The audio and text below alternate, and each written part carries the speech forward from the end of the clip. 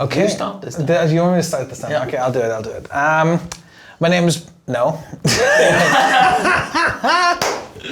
Not introducing myself. This is clearly director's ego working hard here.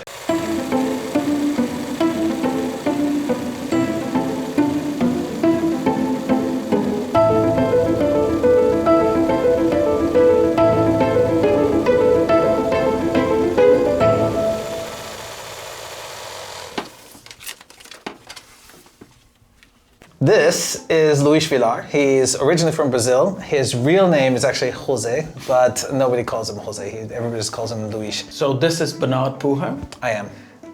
Originally from Austria. Very American.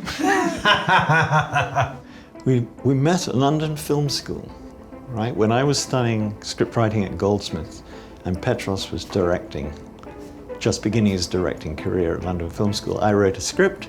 Petros liked it, the rest is history.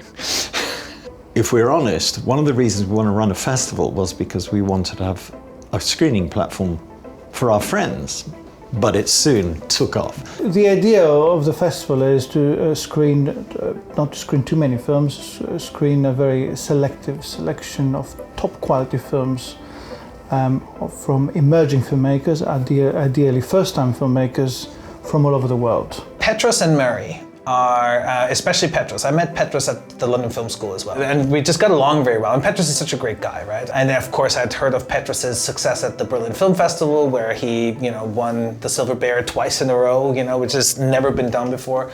So it was really, it was really amazing to sort of watch his sort of career flourish. And he was doing the UK Film Festival at the time. Bernard and I, we know each other for 16 years, since the film school days.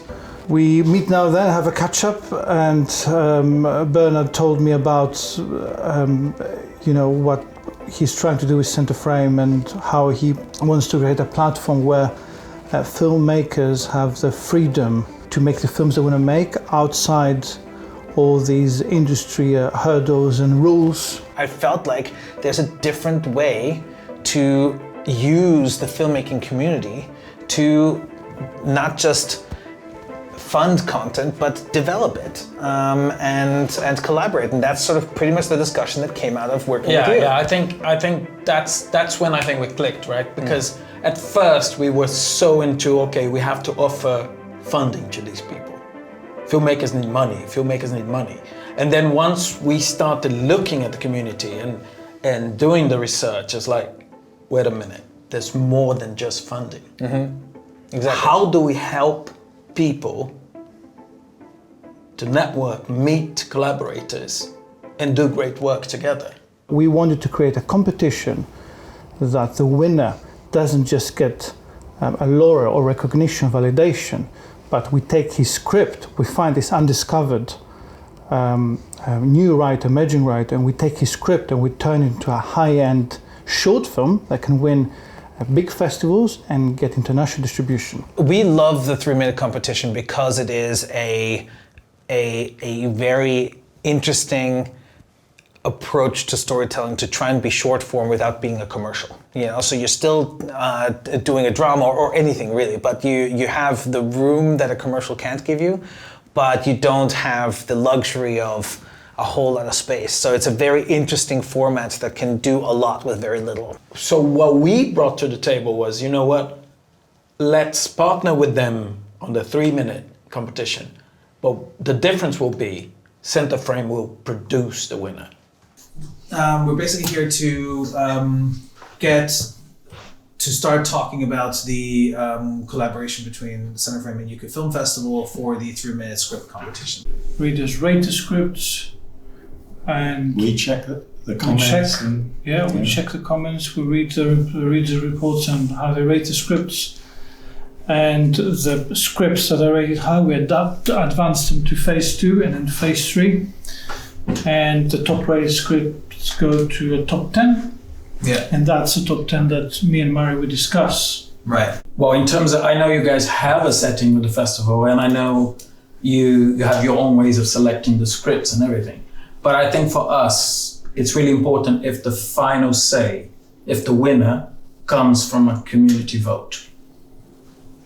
that would work for us. Yeah, that's a great idea. I have a question. Yes. Is there a preference for genre? Is that type of thing that tends to get people's attention or people's affection more than other in terms of style? No, I don't know about your subject? community, CenterFrame community, but in our group now. We're genre blind completely. Yeah, because I mean, CenterFrame is also sort of content agnostic, right? So we as an organization are trying to stay completely out of what gets picked. So we're leaving it entirely to the community what to select, and of course, whoever has preferences, but we are also at a really early stage, so this is literally the first time we're asking the community to contribute, so this is going to be a very interesting and fun sort of journey for us to sort of navigate.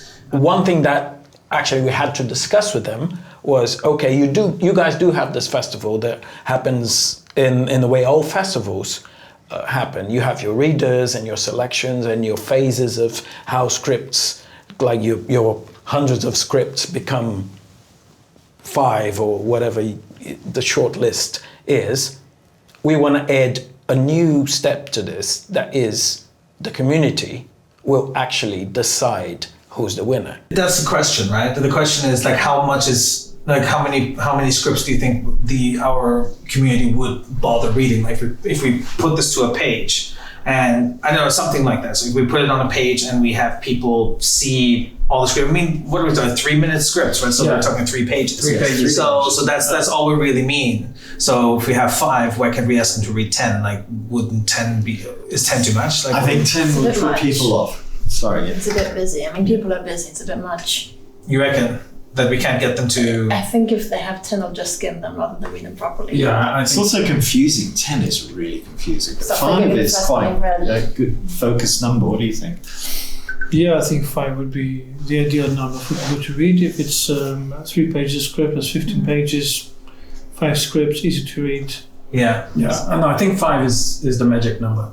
And I definitely can't wait to see your debate on what the 5 are, I mean, because that's going to be interesting, because How we go from 10 to 5. how you go from 10 to 5, because we should really show you guys, whittle it down to your 5 favorites, and and have the 5 be the ones that the community votes on. Out of how many do you normally, because if you compare the last few years, what would you normally have in total, all the submissions? 250. How many submissions do you guys have right now? 270 submissions Right. in total. 208 come from Film Freeway, and the rest come from website, emails, and the partnership we have with ICS. Yes. Right, and that's been International Screenwriters Association. right. Okay, interesting. Yes. So we've been running hours now for 3 days? 3 days. How many do we have now? 20. 20. Oh, that's not bad for never having done it before. But what's the country spread on Oh, hours? it's quite spread. We have Malaysia, Hong Kong, South Korea, England, Australia, Canada, US. Right. It's very everywhere. So it's proper global. So for me, the things I'm looking most forward to is, as I said before, the discussion on the top 5.